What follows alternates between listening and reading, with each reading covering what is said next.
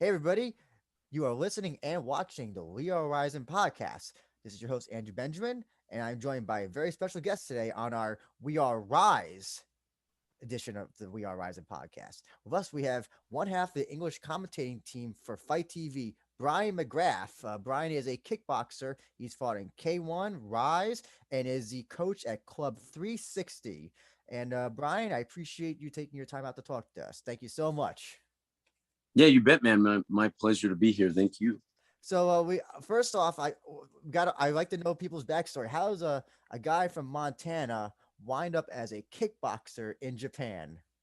Mm, well, that's a long one, but I I was initially interested in martial arts in high school. I had a friend in middle school who I think his dad came from was like there's a university in my hometown, and I think his dad was working at the university, and so he came um, in middle school from Japan without uh, much of a much English ability, just pretty much transplanted right from Japan into the American school system, and so I got to meet him and sort of see his interesting mannerisms and the food that he ate was different, the way he dressed was different, like just a very interesting guy. And so that was kind of my first introduction to Japanese culture. I got into karate when I was in high school. I did karate and wrestling. Then I got to college and started mixed martial arts, boxing. I also started studying Japanese as a minor, which probably was just my curiosity in martial arts. And sort of growing up in Missoula, Montana, I was curious about the outside world, and it seemed like an interesting avenue that I could take, just to learn more about the world, especially a place like Japan that seems so like foreign and interesting. And if you'd seen like anime or anything like that, it seems so different. And so I got into martial arts, and in college I was studying Japanese. I had the opportunity to study abroad, and I did that at Toyo University here in Tokyo. I got a chance to train a little bit with the boxing team. Toyo's known as sort of an athletic school. They've won the Japanese boxing championships. I'm not sure how many times, but they've also won sumo. Like they're just really like wrestling. They have Olympic gold medalists. Murata Ryota, the Olympic gold medalist and WBA super middleweight champion, also went there. They're just like really great with sports. So I got a chance to do a little training with the boxing and kickboxing team. And I went back to the US. I didn't know if I'd ever come back to Japan, but did a little more MMA. And then I met a girl, and she was going to have to, after graduating, have to return to Japan. So I thought, how can I follow her? So I joined the JET program. I'm not sure if you know what that is. It's like an English teaching program. And I just happened to get placed in Gunma. And so I was interested in martial arts. I'd had some MMA fights in the US. And so I wanted to continue my training. And the closest thing, I lived in a little village called Katashinamura, and about half an hour away in Numata, there was a kickboxing gym. And one of the teachers that I worked with took me there. It's literally like a small storage unit that he's my coach now, has put up on stilts so he can park beneath it on his property. And he runs a gym out of there. And the thing about Japan is a lot of the most famous gyms that you go to in Tokyo, you'll get there and it will just be not at all what you expect. Like it's very small. It might be a little rustic and rough in there, but it's not about how it looks. It's about the training and the people and the experience. And my coach had fought in Japan during sort of the golden era of Japanese kickboxing. There was like two organizations, one that followed Muay Thai rules, one that sort of had this interesting system where you could do throws and headbutts, and it was like karate and Western boxing and sort of all thrown together, combined. My coach was more into the Muay Thai scene, but he fought there, and he moved back to Gunma to start a gym. And so that gym, Joshu Matsui Gym, is where I started. And I met my coach, and he got me going on some training and said, we did one amateur fight.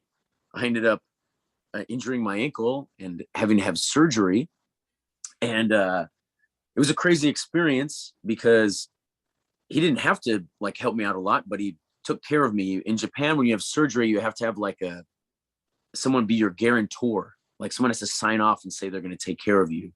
So my ankle was injured. I had surgery in the hospital, and he basically took care of me, came and picked me up.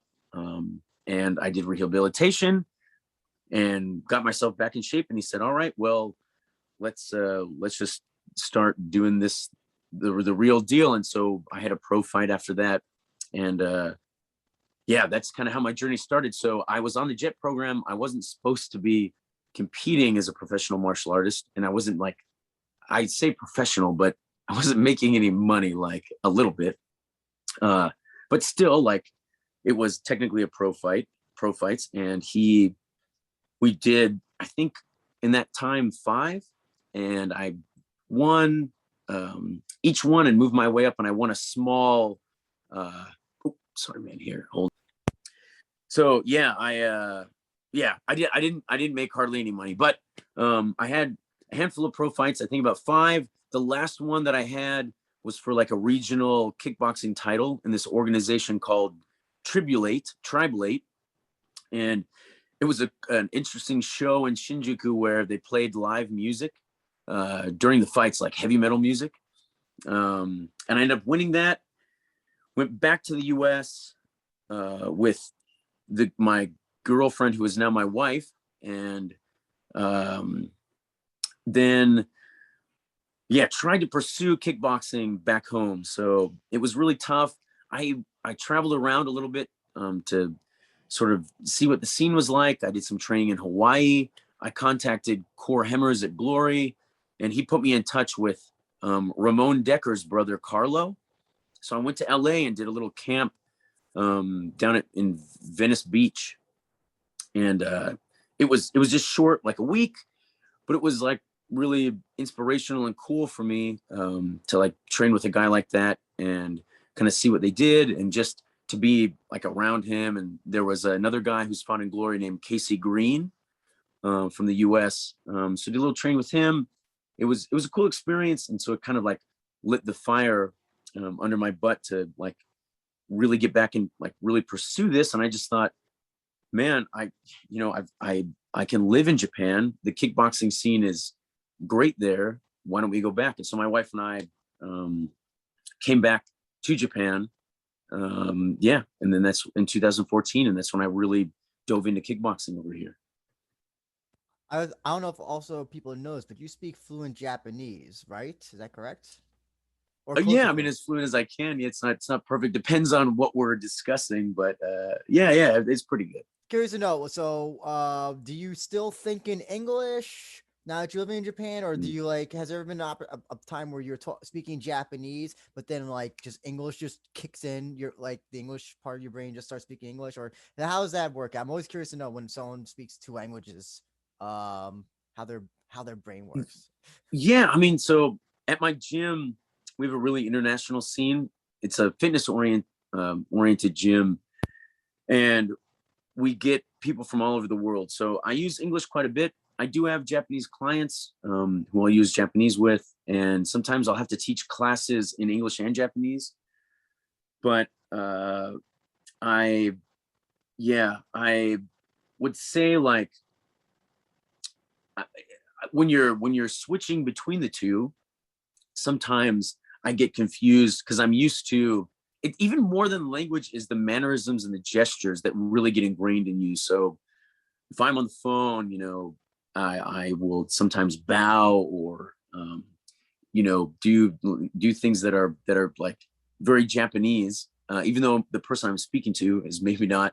And I think when I meet clients in Japan as well, when I'm working with people from my gym who are from a different country, Europe or whatever, sometimes I'll probably have very Japanese mannerisms. But yeah, language wise, it is a weird fusion because me and my I mean,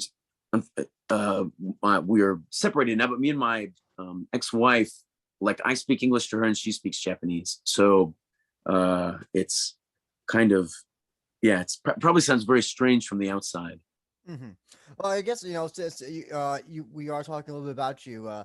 We do have some questions from fans that are who we have, well, actually, quite a few questions from some fans. First off, Stuart Fulton says Brian is awesome. So that is the first comment in the Twitter thread when I solicited questions. So Stuart Fulton is a fan of you. Will be the second other half of the English commentary for Rise. And Dude, right back at him, man. I'm a big fan of Stuart. The first question comes from a big kickboxing fan. Can go at Apparatus Flautus. His handles now. He changes it all the time. Candy Sauber is his handle now, but Apparatus Flautus. He said his first question is there a story behind your Japanese ring name? Not Brian, because I think that you go by just Brian whenever like there's a kickboxing match. He's talking about the kanji, which is also pronounced Brian. I don't know that much about kanji, so yeah, can you just talk about how you got the kanji Brian? Yeah, definitely. Yeah, there's my coach, I at the gym, my corner man, who's probably even a bigger character and more well known than I am, my buddy Phil. We would basically, like, after practice at the gym, a big part of training was we'd train, but then we'd spend about an hour and a half or so after practice and just kind of talk. And it was a great time for Phil and I to learn about Japan, and to also sort of talk about our culture and just like hang out with the guys and learn a lot of Japanese. And so my coach is just like a really open-minded, interesting guy, really interested in foreign cultures, but also like loves Japan and has a deep love for Japan. And so he decided to change my name, Brian, which in Japanese is broken into 4 syllables, Burayang, into 3 kanji. So the Bu portion is like from Bushido, like warrior way or martial art. Dai is the kanji for the verb kuru, which means to come or approach or go to. And ang is from the word anzen, which means safe. So basically the meaning is no matter in what way I'm attacked, or no matter in what way, what martial art style comes at me, I will be safe and secure. So that's what my coach told me the meaning is. And I thought it was pretty cool. When he gave it to me, it's really special. It means a lot to me. And sometimes, yeah, when I like fought for K1 and I had to be the American representative, they used Brian, and they did the same thing in Rise. But a lot of fights I have had, they'll use that kanji. And I think most people in Japan probably know me by that as well. Mm-hmm. He continues on his other questions. Your last fight was great. I'm assuming he's talking about the Takuma Konishi from Rise. Sure. 149. Can we expect more? I guess, can we expect to see more of you in the ring is what he wants to know. Man, well, first off, thank you for watching the fight and enjoying it. That was a great experience. I certainly hope so. Unfortunately, Rise doesn't have my weight class. And with K1, I attempted fighting up in weight, and it's it's rough, man. Knows. So you have been fighting at light heavyweight, but I'm guessing you probably would more likely want to fight around middleweight, welterweight. Well, I am most comfortable at about 79 kilos, light heavyweight. That's what they call it. But so in Japan and kickboxing, every organization is a little different, but they've created in a lot of organizations now cruiserweight, like K1 has cruiserweight 90 kilos. Rise just has heavyweight, and they call that Musabetsu Kyu. So it could be anyone, any size. But when I did the cruiserweight tournament with K1, I tried fighting up. And although it was a great experience and started off well, it didn't end very well. And just fighting, 10 kilos or so above your comfortable weight class can be difficult. And some people maybe can pull it off, but I would prefer to fight at 80 or 79, 78, somewhere in there, stick to a a more comfortable weight class for myself. So I hope Rise could either find me another catchweight fight, or maybe they would just choose, like some places have, to create that sort of light heavy division at 80 kilos, which I think could be really competitive and interesting. So yeah, maybe they can give me another catchweight fight there, and if it's a good one, they'll decide to flesh that division out a little bit. I'm a dumb American, so I have to look up whenever someone says kilos. That is 174 pounds, 175 pounds ish, around that area. Yes. And actually, that's interesting. His next question is about that. He says, "How hard is it finding opponents at that weight in Japan?" And you kind of answer that question. It's probably incredibly difficult. It can be, yeah. There was a time when I first started, I used to fight for J Network a lot, and there was a pretty like vibrant, healthy light heavyweight division, and I had some great matches. But recently, some of those guys have retired or moved up in weight, and so right now it's kind of a lull, I would say, in that weight class. Konishi Takuma is a great competitor, really tough. He started even lower. He started at 70 kilos, 155.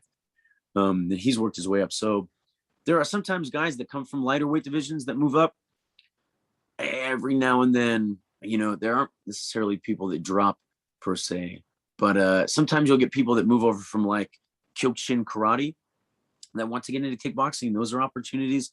But right now, there is not a ton of there are not a ton of opponents in that weight class, not like there were a few years ago. Also, let's be honest, Japan now is basically it's impossible to get any foreign fighters, or it's very difficult, I should say. So if they want anybody, they gotta be like you. They gotta be living in Japan. It's very hard to bring any foreigners from like Australia, Russia.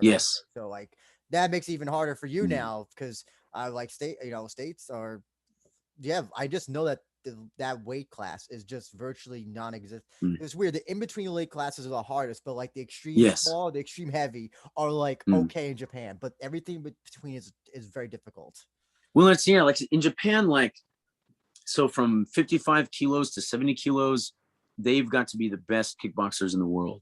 Below that, and the style is different too, but like the Thai fighters are amazing and incredible. Above 70, you get Europeans, and of course there's like Australians are really good, and there's the Chinese are doing better and better. They're just awesome right now too, and they have some bigger guys as well. But yeah, there's not travel into Japan, so that makes it tough. Actually, and he wants to know as well. Even though you're moving up in the world, can I get one last, and we're back on the pay-per-view? Yeah, man, you bet. Oh my gosh, it's awesome that people listen to the commentary. Yeah, and we're back, man. I love it. I'm guessing that's from your K1 days, right? I think that's from your K1 day. So actually, that's actually the next questions he has. He said that you recorded hours and hours of commentary for K1. And they just kind of unceremoniously dumped it on YouTube with no explanation or promotion, mostly to confuse Japanese audience. If you can talk about it, how did that come about, and what was the experience like? If you can't, are you looking forward to being able to do it live? Well, it was surreal. It was awesome. So like I grew up in Missoula, Montana, and I used to go to Hastings, a video rental store. They also had like a magazine rack with all these different magazines, some, about sports, fashion, and there was a martial arts section. So I used to roll over there all the time, and I would look through like Black Belt magazine. There was an author named Keith Vargo who would write articles about martial arts in Japan, Pride and K1. And I used to look at this thing as a kid and go, gosh, this is so neat, man. This is so cool. Like all the fights going on in Japan. And to be able to finally do it one day. And I've actually got that guy, Keith, he still lives here in Japan too. And I got in contact with him, was really cool and surreal. And to actually be able to fight in K1 was just an amazing experience. And then, so I did that. And afterwards, I had an okay showing.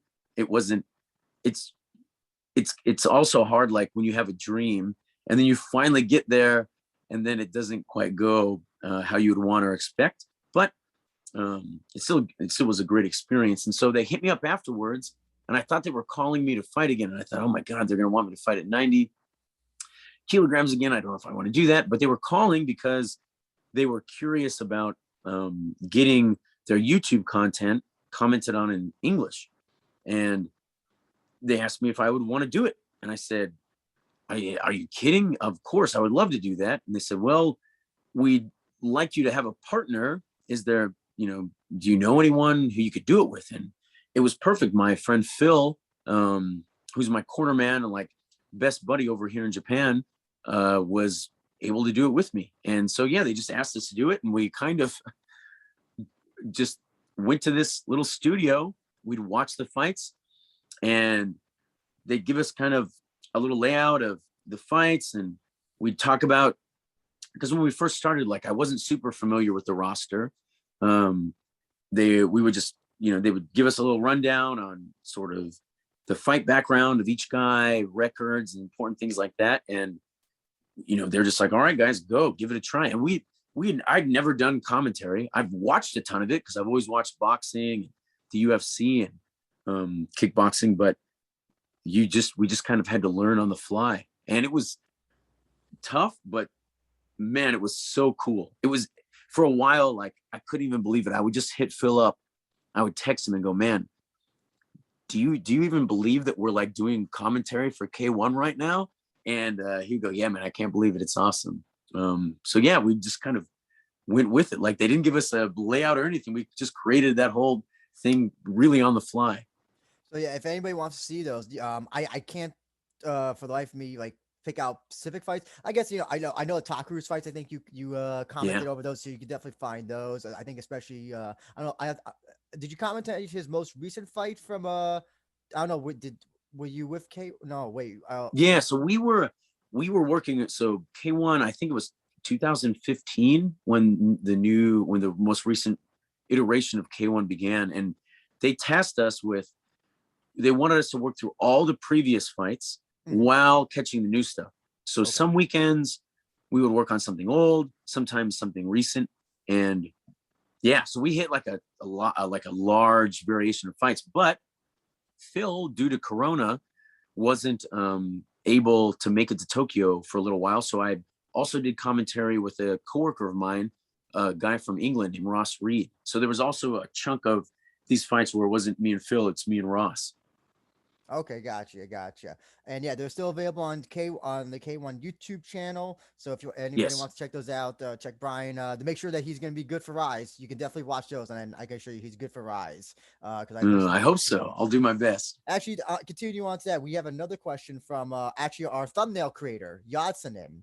And he wants to know, are there any other efforts of K1 trying to reach an international audience like Rise is doing? I guess that's like, I guess through like Fight TV, or if there's anything of offhand that they're going to do that. And I'll just preface by saying that I wish Rise last year had the K Festa show available internationally, because I think they ran like unopposed that week. There was nothing running in Japan, nothing running in the United States. And I thought like, that would have been the greatest opportunity for them to just come in. But that's just my thoughts. But yeah, is there anything that you could talk about that of that K1's trying to do with an international audience? I mean, that's kind of the big bummer is Rise is doing such a good job of getting out there and really reaching people. And I think what K1 had me and Phil and then me and Ross doing was like their main effort. And it could have been handled a lot differently. And probably better. And yeah, it's unfortunate. The roster in K1 is still stacked, and the fighters are so good. They're so awesome. And yeah, it's maybe the production isn't quite where it needs to be. Now that being said, there are great guys. Like everyone that I worked with in K1, they were awesome people and they were really dedicated. So I don't really know. I don't know really know where the hitch is, but Rise is doing it properly and what they need to do, and they're really getting out there, and they've created so much buzz, and they're stacking their roster as well. And so yeah, every other organization is probably going to have to watch out from now on. I'll just say, as Americans, I think we can both say sometimes it's just the Japanese mentality or the Japanese business mentality that just sometimes is that wall that prevents them. Mm. And you know, Yeah. Well, totally. and that's not an Yeah. insult. That's not an insult on Japanese culture, I think. But Mm. there is this, you know, and you know, this used to be with Japanese puroresu, you know, and then Mm. even Rizin sometimes has that issue where they don't know, not all the time, but there's just But we've seen the companies that do take that extra step, you know, things like Pokemon or Nintendo Mm. that take that extra step to appeal to international audience. They're very successful. So sometimes I think Mm. it's just an older business mentality of, I mean, Japan's an island. I think not only physically but also sometimes mentally and Mm. emotionally sometimes, and they forget that, forget Yeah. the Well, and you know, it's the same with their English ability here. Like they, the thing is, you know, I don't know what it is now. It might be the third largest economy. Maybe it's still the second. But Japan, like you can come to Japan, you can get any sort of media, you can get any sort of research, like the highest level, and it's all in Japanese. Like everything, there's just not. It's their own strength, like the strength of their economy, that they just don't need to learn English. They don't need to reach out because it's all here and available. But it's unfortunate because they're missing so many people who would really love it. And I think Rise is trying to get after that. And the former K1 had it as well because they just did such massive, awesome shows that Mhm. they didn't even have to push it really hard. Like it Well, was like, they were running on pay-per-view here in America at the time, I believe. I believe when they at their mm, at before the new when it was, you know, they had people the old, sure. yeah, like I guess K1 iteration part 1. Mm, So yeah, you know, but yeah, speaking of Rise, and that's one of the things I'm so happy about is that we get to talk to you about this show because this looks like a really great show. mm, The Rise World Series 2021. I have to very happy that it looks like this is gonna be a yearly thing, you know, with the mm, tournaments, all that stuff. So I'm so happy that Rise is taking the extra that step to do that, and also hiring people like you and Stuart Fulton to try to get mm, that out there because kickboxing is there's a lot of fans here in America that love it, and also mm, internationally, even though kickboxing itself may not be popular in America, mm, but there's still sure. fans that will stay up at like 3 or 4 a.m. to watch Mm, like K1 Crush through like a VPN on Abima TV or whatever it is. yeah. So we got Yeah. a lot of fans of kickboxing here. So let's talk about this show. What fights? There's 100 fights on this card. So I'm going to ask you personally, fight are you looking forward to the most? The guys that really stick out to me definitely are Taiga. I've just seen a ton of his stuff on K1. Like you know, I've commented a lot of his stuff, and he's awesome. You know, when he made the move to Rizin, it was maybe like, I don't know, a lower point for him. He looked phenomenal in his K1 days, and he is just, you know, extremely athletic. His like got incredible physical prowess, and so that's why he's so exciting to watch. Um, Shiro and Taiga are probably who I look forward to the most. I love Shiro as well, man. He's just so sharp, and his fights, especially with Nasukawa, really pushed him to develop and grow. Wording. So yeah, with Taiga, it was a very interesting that he kind of had his little downturn in Mm, K1, and then yeah, he came to Ryzen, and his downswing continued, and he had a lot of, I would say, fights that he shouldn't have lost, but now he's kind of mm, on a upswing, and so why do you think he had that downswing? Why, when your experience with kickboxers who mm, have that type of career downswing, what is usually mm. the factor in that? Well, I mean, God, there's the thing is, there's so many different things that it could be. You know, like anyone's personal life, it could be it could be totally related to things outside of the ring. It's really hard to know. Obviously, you know, what someone says in public maybe doesn't speak to all the things they're suffering. It can also be just like growing pains. And in the US particularly, unfortunately, because of boxing, which I love and really respect, but modern boxing is, at least in the past, 25, 30 years, is so much based around your record. No one can have an O on their record, or they're not bad. And that could be due to like just the fact that there's so many organizations now, or it could just be a mentality we have in the States. I don't know. But in Japan, losing it's not such a big deal unless you're a guy like Nasukawa or Takeru, who's an undefeated monster. But it's part of the growing process. And a guy like Taiga, who has extreme athletic, capability, as he gets older, is also going to have to, develop his skill set and learn to fight in different ways. And sometimes these losses pay off in the long run, because, if you really are a dedicated combat athlete, it's a good learning experience. Have you seen the guy that he's facing off against, Kan Nakamura? Are you familiar with him at all? I'm not super familiar with him, no. Did you see what happened at the press conference between the two? I saw some news about it. What did you see what specifically went down? Well, here's the thing. Here's all I need to say. Kan Nakamura, he's a tattooed Japanese fighter. So anytime see a fighter who's Japanese who has tattoos, I always say they're always gonna be trouble. And so basically a little scuffle happened at the Rise, at the initial, I guess, the announcement of it. And there's a lot. Sorry, go ahead. There's a lot more. There's kind of a trend recently in Japan with. I mean, it's always existed as well, but just anymore. Like, I think they see how press conferences and things are done in the West, and the bad boy attitude. You saw it in K1 with like Ashizawa. Like, people are will play that heel position a little bit more to try to bump their image. It doesn't I don't know, it doesn't pay off as much here. You can still be like a really clean, like, have the good guy attitude, and the fans in Japan will just, you can have a ton of wonder boys, like Stephen Thompson's, and people will just eat that up. And so now more and more, I think you'll see some pushing and some whatnot at press conferences, and it's just kind of an interesting trend here in Japan. You also did bring up Shiro, and he's part of the 53 kilogram tournament. And is there any?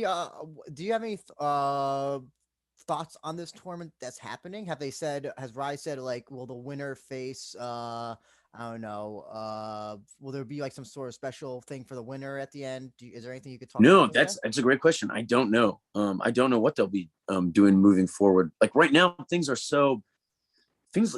really in limbo, because you have something like the World Series, you have a whole promotion like K1 that's so based off of the difference between K1 and Crush was the fact that Crush is domestic and K1 is international, and the World Series here in Rise is typically like much more international. So it probably is really contingent too on like what happens with Corona moving forward and people being able to come to Japan. It's a good question. That's an interesting question as well.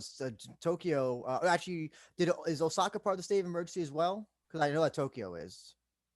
God, these things change so often. I don't know at the moment. I do know that there's been an extension here, and to get in the country is at this point, I think, really difficult. Okay, because I was gonna say, because I know this show is gonna be at the Edion Arena in Osaka. Yes. If the state of emergency is in Osaka, that could potentially also affect this show. Well, these things can happen last minute. Like, when Corona first started, I had a fight lined up in Fukuoka,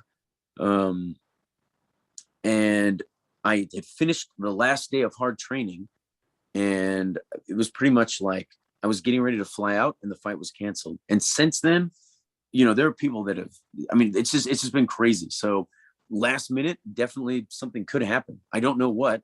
I think things are okay. I would imagine shows are at 50% capacity. When I fought in Rise at Korakuen Hall a month and a half or whatever ago, 2 months ago, that's what it was at, 50%. Also on the card is actually a fighter who I've really come to enjoy since seeing him the first Rise show that they had available here. Masahiko Suzuki. Have you seen Mm. Suzuki fight before? I haven't seen too much of Suzuki. He's only a 125 pounder or whatever the equivalent that is in kilos. Uh, Like he is one of the few guys who has at that level who has one punch knockout power, and he'll be taking on mm, actually a Muay Thai guy, mm, Tepin. Well, no, not Joe Jim. He goes by Joe mm, Jim.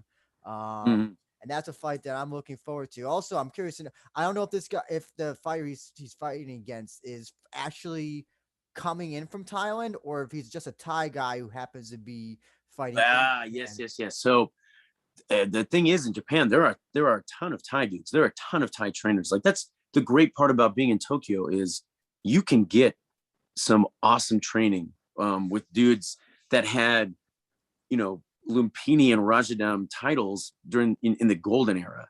And so there are a lot of, retired Thai trainers here that will take fights that are still so ring savvy and so good that you'll see Thai guys that just basically take fights for pocket change. And they're so good at getting a lead and holding onto it and edging it out that, you never know what to expect. The Thai guys are awesome. Now, when it comes to kickboxing rules, the style is fairly different.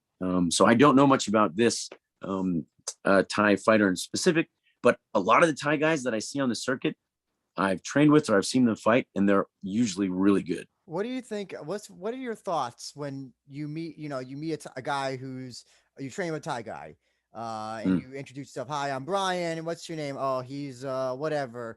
And you're talking to him, and you say like, and he's like, oh, I'm 20, and you ask, oh, how many fights have you had? Oh, 127 or something like that. What do you think of when you see when when there's like, because I always whenever they bring the records up on Rise, and it'll be like, mm, oh, this Japanese guy 10-3 or whatever. And then the Muay Thai, so someone from like Science Chai or one of those guys comes out and it's mm. 127-30.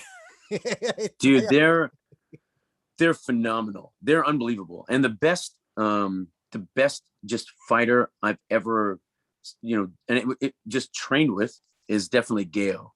And just like we've done just a light sparring, but there's levels to the game, as they always say. And his ring IQ, his timing, his finesse, it's unbelievable. The guy is just so comfortable in there. And the thing is, they are so humble. These guys are so like unassuming, but you get them in there and they're just absolute monsters, man. Yeah, the Thai guys are phenomenal. And it's and two, there's ones, Muay Thai comes in so many different shapes and sizes. And these guys have such vastly different skill sets. And some of the skill sets adapt well to kickboxing and some of them don't. So you'll see, like in K1, like Gonapa, he is just a power fighter and he fights really well in K1. And you'll see some guys that are awesome finesse fighters that are so technical, but they just don't transition well because the rhythm and the timing and the things they can do is just very different. Mm. But the Thai guys are phenomenal and they're so much fun. And they're also like the hardest workers in the gym when it's time to fight. Well, I'm curious to know as well to hear from your perspective. He won't be on this card, but obviously he's probably the most well-known fighter in Rise. Tenshin Nasukawa just had his Yeah. boxing exhibition thing in Yes. Ryzen. Regarding him, I'm curious to know: do you think Takeru Tenshin will ever happen before he goes into boxing full time? In your personal God, opinion? man, if it doesn't, it is an absolute travesty.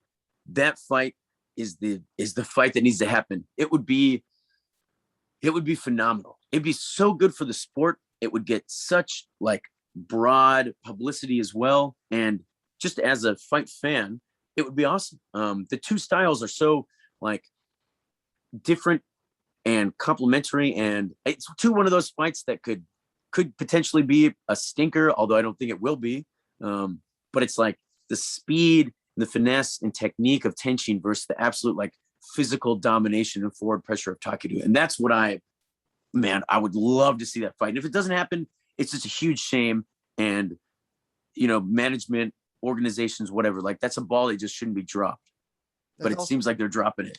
I also think what makes it interesting is that they're two divergent personalities, especially how they fight in the ring. Takeru is smiling. Takeru looks like he's having fun. Tenshin looks like he's playing poker. He looks like he looks like he's there to he's there. You can't tell what he's thinking, and I think that's also why it works. Just from they're two divergent personalities, and especially I think that Tenshin. At one point, he was well liked. I don't think he's as well liked as he used to be. I think there's a lot of that positive feeling towards him turned to negativity for a lot of reasons. And Takeru is also an emotional guy. Whenever he has his fight, he's always crying after, and thanking everybody for watching K1 on Abima. He is Takeru. Like it's funny because Takeru, he has trouble with, guys who are sometimes like really, really technical. Like he always ends up overpowering them, but he can deal. He has trouble with the technique, and Nasukawa, on the other hand, has trouble with guys like Rotan, who are just extremely powerful and sit in the pocket and bang. So the lead up to the fight, the way this looks on paper is so interesting. I tend to, just me personally, edge slightly towards Takeru under the kickboxing rule set, but who knows? That's why I want to watch it, because it's just such a captivating fight. If it doesn't happen, it's a huge bummer. Oh, I agree. I absolutely agree. I also was hoping that, if it happens, I would hope that Japan is open by then, because I can more or less guarantee that there would be an international audience that would come to wherever, Tokyo Dome, to see that.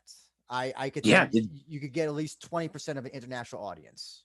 Oh my God, the biggest fight in kickboxing, like unbelievable. Yeah, it would be unbelievable. It seems like I'm trying to think recently, who was it? There was a fight. It seems like there may be something in the works for Omisoka for December. Could be a possibility. I don't know. If they were going to do it, I would imagine that's the timing, but we'll have to see. Now, also, with Tenshin going to boxing, it looks like, and I don't know, Takeru, I don't know how much longer he has. I know he's been getting injured a lot, mostly breaking his hand. Usually that's, either you change your style after that, or I know a lot of fighters tend to, once those injuries start piling up, they start to take less and less fights or just outright retire. I think Takeru's got maybe 2 or 3 more years regardless. I think he's got 2 or 3 more years of full-time competition before he decides to quit and become a full-time singer or whatever he does, whatever he's doing on the side as well. But when Tenshin leaves and then Takeru leaves, what happens to Japanese kickboxing after that? I always try to think of who's going to be next after so-and-so. Like who's going to be the next Conor McGregor after Conor leaves? Who's going to be the next so-and-so? And I really cannot think of who would be the next big boxing stars that would be able to penetrate that mainstream audience that Tenshin and Takeru have been able to. Who do you think can be that, in your personal opinion? There's a few guys out there that bring the technique at that level. I really like Haraguchi Kento. I think he's really gifted and super sharp. Shiratori is good. You got guys in K1 like Egawa. But you gotta have, there's so many elements to this. You can't only have the skill set. You've also got to have the charisma, whether that's manufactured or not. And that's kind of where Nasukawa maybe is almost a step behind Takeru, because there's something about Takeru that just is, besides being like a beautiful human being, he does have he just personifies it's charisma in the ring. And I don't know, like that requires luck, because you have to win these big fights, and you have to win them in dominating fashion. And you've also got to have great management. Like all these things have to come together. And I I don't know. Just like as a personal like hardcore fan myself, I love watching guys like Bay Noah and Haraguchi and Shiratoni, really clean, like Shiro, like really clean, sharp guys. But you've got to have the manufacturing behind you to make you a star. And I'm not sure who will pick up the torch next, but it could be one of those guys. You see, when we were talking about when we did the Rizin review show after they had the Osaka show with the tournament between him and Koji and Taiju in the final. I was thinking, we were talking about that, and I was like, I just don't see Taiju being that guy. I don't think he has a personality for it. And even though I don't know what he's saying a lot of the times after he wins, I can just tell this guy, he does not have the charisma on the microphone that like Taiju has, or Tenshin. I think the Tenshin developed it much later. The charisma. He just doesn't have, like, I'm not drawn to him when he's speaking. Like, they're just some fighters, even when they're not, I don't know what they're saying. I'm drawn to them, what they're saying, and Taiju isn't doing it. I don't see what I would like to see him, but I personally can't see him being the guy that they're going to put on, game shows or doing pranks on Japanese television or anything like that. That's the thing as well. You got to have, if that's a person who could be on those shows as well, can adapt to that environment. Shiro, that's an interesting thing.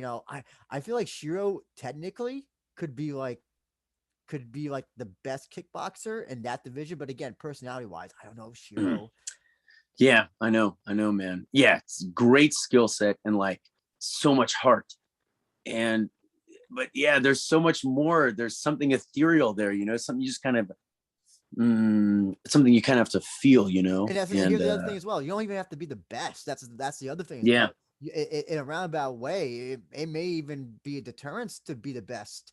As we saw at the Shibatar, when Shibatar made his little Rizin thing, and he that guy now he's I see all the time people want Shibatar to come back and fight again, and it's just funny that it's so funny that like in Japan you don't even have to be the best as long as there's something that like the audience sees in you. No, you're totally right, man. And it's sometimes it's a bit of a gap between, like, with Takeru, who's so good and like he still exudes a certain humbleness in the ring, like when he gets up there on the mic, K1 Psycho, like there's a gap between his skill level and then his own like perception of his skill level. I think that's kind of with Nasukawa, what bugs people a little bit. I know some older Japanese guy will say he's a little namaiki, or that he's maybe feeling himself a little bit too much. That it's important to have sort of that gap in your persona. People find that really unique and fascinating. And yeah, you have to accentuate that a little bit. And there's not many people that are doing that well right now. What I do like guys like Bay Noah and whatnot. They're really charismatic and they go out there and put on big performances.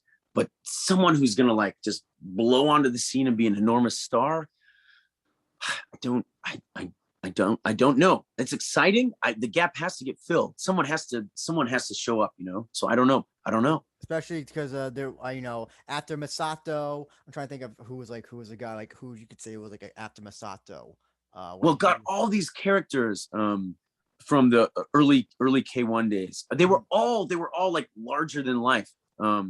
And yeah,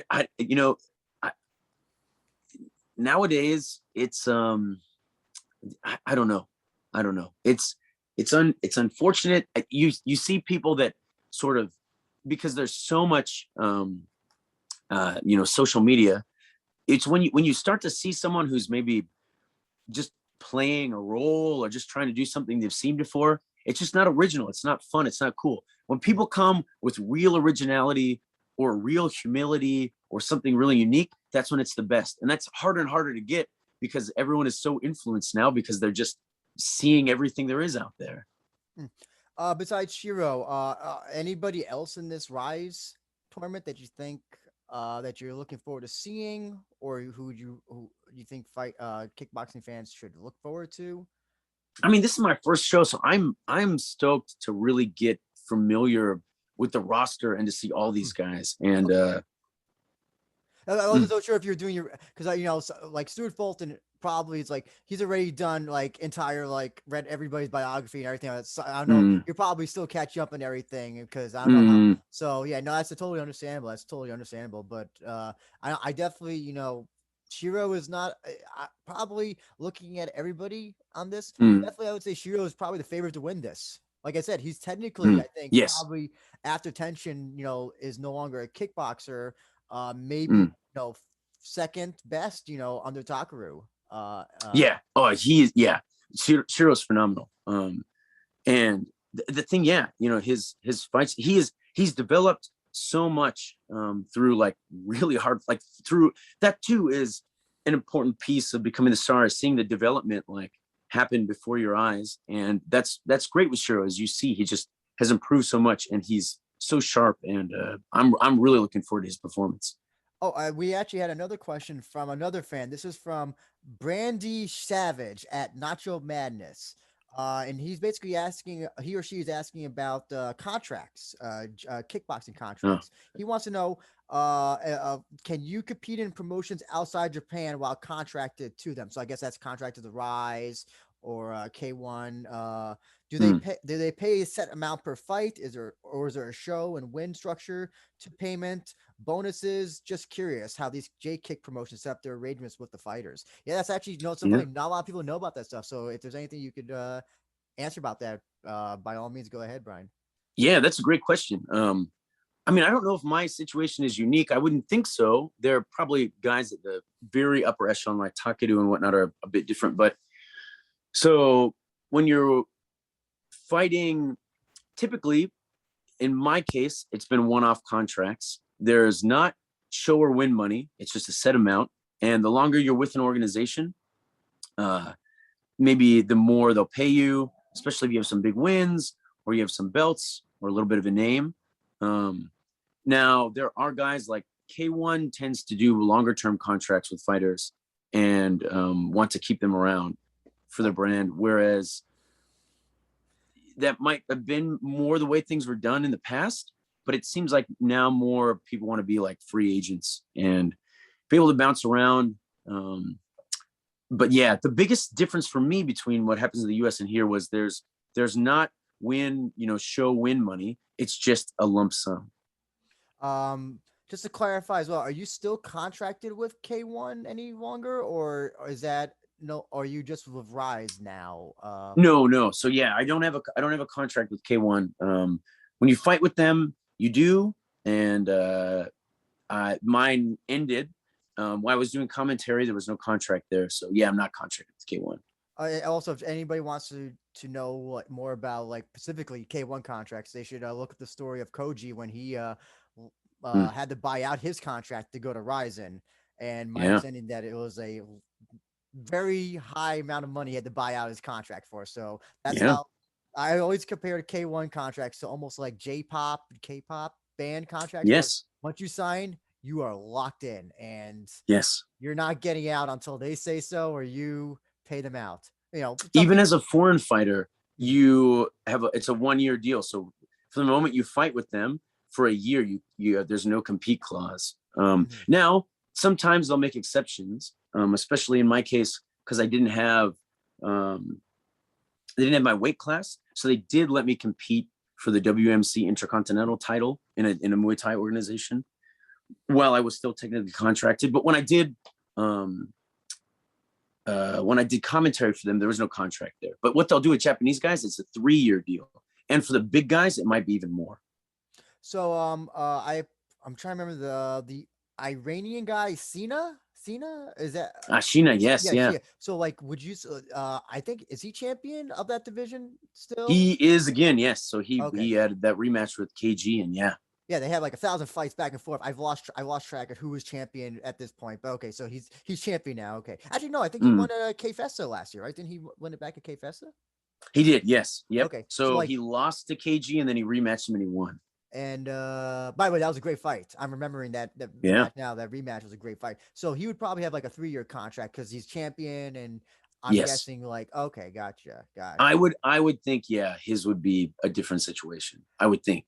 Now, how about with you? Oh, do any chance we could see you in Rise in 2021, or maybe even in Ryzen, per Oh chance? God, man, I would be tickled pink, man. I would really love an opportunity. I feel like my last fight was, a good showing. Obviously, the third round, I got sparked, and it just speaks to how tough Konishi was, and yeah, he's a beast. So I would, but I did my best to put on a good show, and I really hope that they'll have me back. And I would fight. I've done MMA before.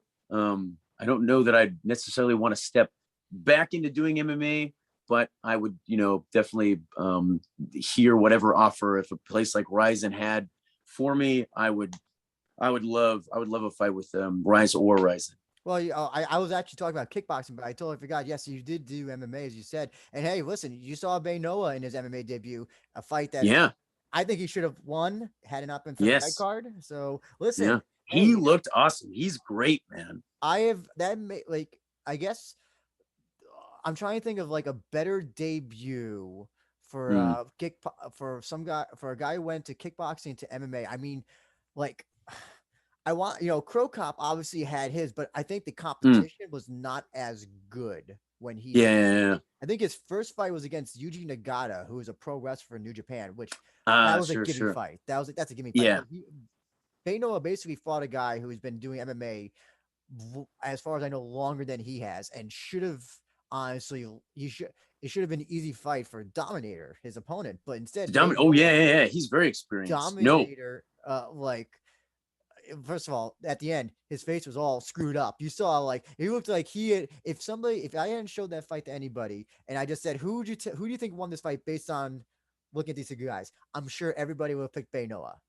But Yeah, he's phenomenal, man, and he's got KO power in his hands and his feet. So yeah, no, he's a yeah. That was a great debut.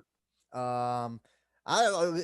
I know that you said that 175 is kind of weight class. Bay Noah fights around. Would you? Is I know you said that you have you trained with him before? Would you ever be a fight you'd be interested in for God, we kickboxing? never have trained together. I noticed last time when he was interviewing me after Rise That was that a he huge was interview. looking Interviewing you. I'm sorry. Yeah. he was looking jacked under his suit, and I thought, holy cow, man, he's getting big. Um, I don't know if that's there. He's he's awesome, and I really like the guy. If they were to line up something like that, it's what we do. I wouldn't go looking for it because I do really enjoy him. I think and I've known him for a while. But that's kind of the game. So I think Rise would get a tickle out of it because it's two Americans fighting each other on yeah, Japanese yeah, there soil. probably would be an interesting angle to put on the match. But here's the thing: if it happens, it has to be for. It can't be for one of the Rise number shows. It's gotta be for like one of their big shows. It's gotta be for like Edion Arena or Mm. one of the World Series or whatever. I think, or heck, maybe even Ryzen will even put on one of their things. Who knows? Oh my God, man. I would absolutely love to have a fight with Ryzen. Yeah, I don't know. Send him some emails for me. Oh, listen, listen. I'm sure the people there, they must be. They're right now. They always love to have foreigners on the cards. They probably know Mm, of you, and I wouldn't be. The only thing is that light heavyweight or middleweight, mm, welterweight. That's unfortunately that is a hard division to book even for MMA in Japan. mm. Just there's Well, like it's funny, nobody in their between. their headquarters is right across the street from where I work, so I walk by there all the time. Yeah, but I don't know, I forgot man. If they give me the call, I'll be on it. I forgot they're in Roppongi as well. Yeah, they're Yep. in that office building. I've seen pictures of the building outside. Oh yes, I forgot. Yeah, yeah. Yeah, Hey, they're right up on the second floor. They're right in Moto Azabu, man. I go by them every day. so I'm just curious to know as well. So, what other than kickboxing, training, and all that stuff, coaching, what else are you doing in Japan? Like, what do you do day by day to I don't know, like Mm, to do what you do? Because I don't know, are you watching American football? Are you watching the mm. Euro Cup right now? What is it that you're doing right now? Well, so I I've got two kids which I love and adore, and so spend time with them and take care of them. Beyond work and training, you know, I enjoy Japanese comedy. And so before Corona, I used to go out and watch a little bit of that with my good comedy, buddy. sorry to interrupt. Speaking of comedy, Bay Noah, have you seen his little Yeah, comedy yeah. duo thing? Yes. Yeah, he's funny, man. No, I really enjoy it. I love Japanese. There's there's a lot of different types of comedy here, but I like konto, which is kind of like situational comedy that they do. And so there's a group that I really enjoy that I've gone and seen with my buddies before. I I love the food. Tokyo is a great place for food. So when I do have free time, I go out and eat good stuff. And yeah, there's just like in the area that I'm in, there's some nice parks. I really enjoy the different seasons here. This season right now, the hot, humid weather is not so nice, but cherry blossoms, when the leaves change in the fall. Yeah, there's like in Tokyo, there's just so much to do. We're locked down now, so that's a bummer, but and things have been pretty quiet for a lot of us. But I'm looking forward to, I'm going to get, the vaccine is rolling out soon, so I'll get that on Thursday. And I'm just hoping that things will just open up more and more and we can get back to normal life, because there's so much cool stuff to do here. And it's just been like a really quiet year and a half. It's you know, apart, actually it's so funny. I was talking about a Japanese friend of mine, and I was like, when do you think Japan will open up? And I think he said this jokingly. He said never. This Japan will use it as an excuse to become isolationist again. Yeah, well, And I don't know. yeah. I would hope that it's sooner rather than later. Especially with the vaccine rule. I know it's very slow, and especially, I don't know, with the Olympics going on. I don't know. What do you think about the Olympics going on? What is that? I see people protesting the streets. They banned spectators. I didn't even know they were allowing people in. I thought they weren't allowing people in the first place. So I don't know. What do you think about this? As an athlete, obviously Olympic athletes are like the the highest level. I'm happy that they have a chance to compete because they deserve it. I totally, as a resident of Japan, someone that lives here, I understand the concern too of lots of people coming into the country, and there seems to be some political back and forth here going on, whether it be the IOC or local politicians, because so much money has been put into this. I'm not sure how many billions of dollars it's been, both from money from the government, private industry. And let's not forget it was supposed to go on last year, and then they pushed it to this year. So just imagine all that money that they had planned. I heard that Japan had hired like 20,000 or like a lot, like 1,000 or hundreds of like street cleaners or something to like clean the streets at night while everybody was asleep. And then so there was a lot of money planned, and I don't know what happened. Oh yeah, probably even more now. But I'm sorry, go ahead. No, you're absolutely right, man. It's very complex. I want to see the athletes be able to compete. At the same time, maybe there was a better way this all could have been handled and rolled out. And a lot of the Japanese population is kind of saying, hey, like, aren't you putting our health at risk here a little bit, just for some sporting events? And so I can see both sides. For me, especially, I work at a gym where we had big plans to be doing stuff with, like, the owners of the gym are Australian, and so we wanted to be working with the Australian teams. And it's a shame because it was really going to be awesome, and it totally got derailed. And I don't know, I hope some good comes of it. I hope not a lot of bad. And I'm just going to try to enjoy what I can and still keep up with being responsible and wearing the mask, and just try to do my part and get back. You just do the best that you can. It's a real bummer.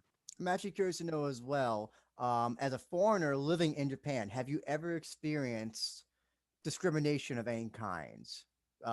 Presumably because you were a foreigner. I mean, Even though you speak fluent Japanese. mm, I've had a handful of pretty crappy experiences. I had one the other day that was a real bad one. But in the end, I think, of course, there are going to be people who are just ignorant. There are going to be people who are mean spirited. I think that generally, though, Japanese people have a cultural identity that they want to protect, and they're curious, and they're not, at least, I think if you're here as a Korean or somewhere from like Southeast Asia, you could be really experiencing some hardcore racism at times. But I think Japanese people are pretty logical, and they're pretty sober in their thinking, and they're just very cautious. And I've also had amazing treatment. So I don't know. There are individuals that I've had problems with, but I think overall, the country of Japan does a pretty darn good job.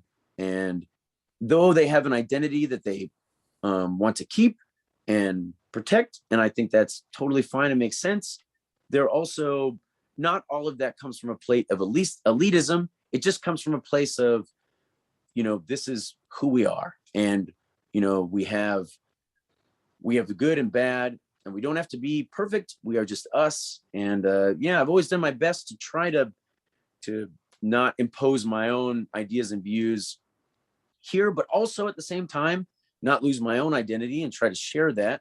And generally, people are pretty receptive. And this is generally just a really good place to be. Mm-hmm. Oh, And I love the martial arts culture. Curious to know, is that when you go into a restaurant, even though you've been living for Japan for a long time, what do you ever did the waiters bring you forks automatically because they just see you they see a foreigner, like, okay, he's gonna need a fork? Because that happened to me in almost every restaurant I went to when I went to Japan. They would take the chopsticks away and put a fork down, and I'm like, okay. Yeah, I got no I problem with that. still, mm, No, go I ahead. still, I still, you still have moments like that. When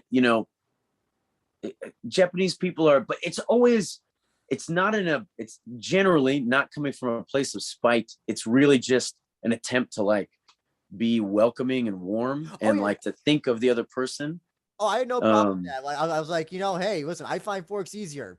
Thank you. I don't even mm, have to ask for it. So thank you for making well, it easier. So for me, and it's true too. I often anymore, I still do. I'll still use chopsticks as well, but there's plenty of dishes that I would rather use a fork and a spoon with too. And oh yeah, um, you get little things here and there, and sometimes when you've been here a long time, it can get really frustrating. But some things you just write off, and you go, hey, this is where I live. And and like I said, where I am is really international, so kind of it's kind of got to be unique, just very unique to itself. Like the area here, just the mixture of interesting people and the foods, and so that influences the locals, the Japanese as well, and a lot of them are like really open and cool too. So it's yeah, my experiences in Japan are definitely mostly positive.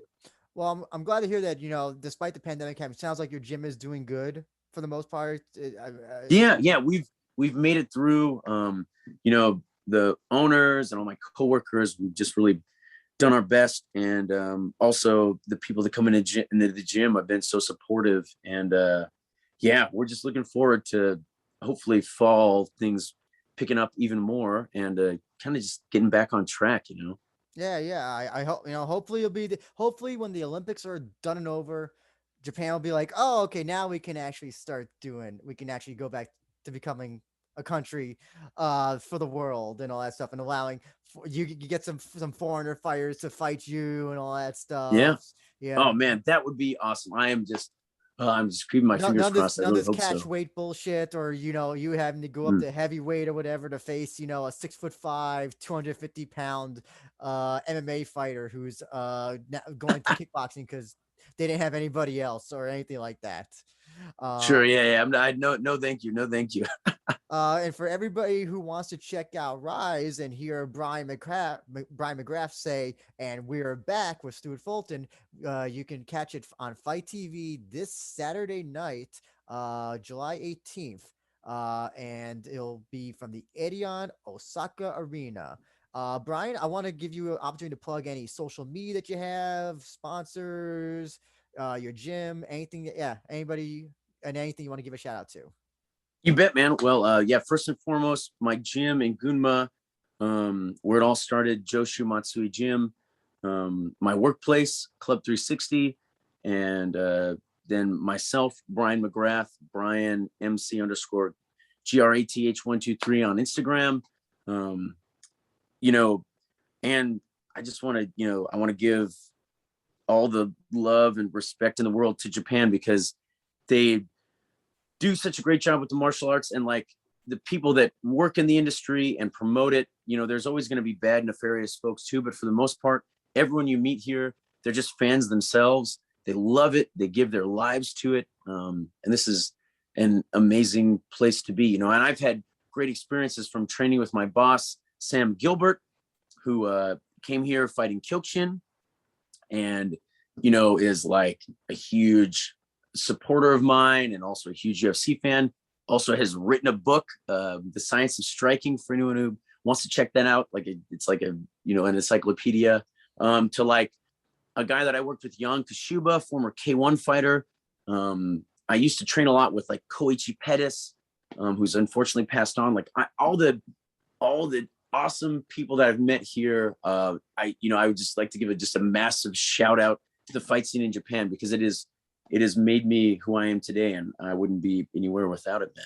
Curious to know as well. I know you gave your, I think you gave your Instagram. Do you have a Twitter as well, or is there no Twitter at this point? I haven't gone on Twitter yet. I do Instagram, and Twitter will probably have to be the next move. I'm slow to the show. I'm from Montana, so I'm not great with all this technology stuff, but I do try to do stuff on Instagram, whether it be technique videos or just make posts, and I'll do more and more with it as I go. And I love messages and chat with people, and so if anyone just wants to drop something in my DMs, please do. I'd love to contact you. I was watching some of your technique videos. I like the one with the sidestep, using the piece of tape in the middle or whatever that was. Sure. Where you, Yeah. where you step on, one foot's on the tape, step to the other side, the other foot's on the tape. I like that. I never thought of it that way, because we don't do that. We don't have anything like that at my gym. So I'm like, okay, I'm gonna start doing that now. I'm gonna start putting a piece of tape and start doing that to learn to get sidesteps more ingrained inside me. That was I like that. Yeah.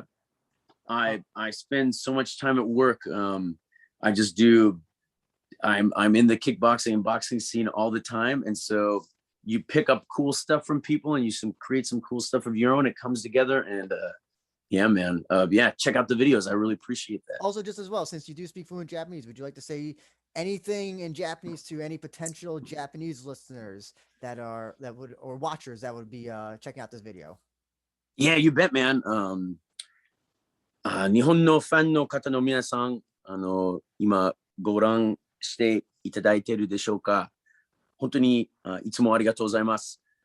今は今回、これからはちょっと解説の仕事頑張っていきますけど、またぜひリング上がりたいんで、その時はよろしく応援をよろしくお願いいたします。ありがとうございます。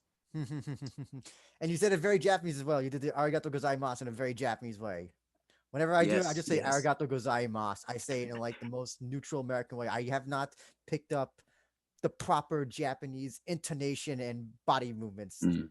Well, man, you got to get back over here, man. You got to, when the doors open up, get back over here and come chill out with me and Stuart. I did say that I did promise myself that I would go when word was around that Takeru Tenshin. This is like way before like 2020. Like if there was like little droplets I was hearing that it might happen soon. I did promise myself I would go to Japan just to see that fight. And if I have to come and break through the lockdown, if I have to somehow like come in a box or something through like international mail, I will do that if they have it this year and they don't allow foreigners in. So I'm definitely going to do that. And yeah, I would love to definitely come by, see Club 360 when I'm in Roppongi, hopefully during the day, because if I'm in Roppongi at night, I'm probably not going to be sober to do any kickboxing. You bet, man, dude. We will sneak you in, man. I've got some good connections, so we'll try to get you over the border.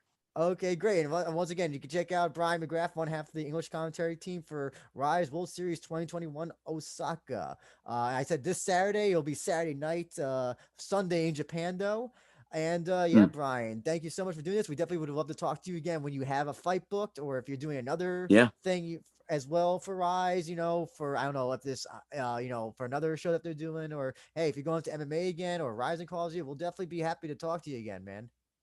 You bet, man. I'd love to come back, dude, anytime. No problem. Take care. Arigatou gozaimasu. All right. We'll see you, man.